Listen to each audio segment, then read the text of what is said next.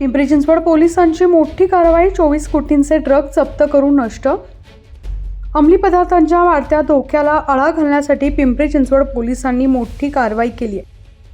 आयुक्तालयाच्या हद्दीत अलीकडे सापडलेले तब्बल 24 कोटी रुपयांचे अंमली पदार्थ अर्थात ड्रग्ज पोलिसांनी अधिकृतरित्या नष्ट केले आहेत। या कारवाईमुळे गुन्हेगारी जगतात खळबळ उडाली असून अंमली पदार्थांना रोखण्यासाठी पोलीस कारवाई चालूच राहील, असं पिंपरी चिंचवड पोलिसांनी म्हटलंय।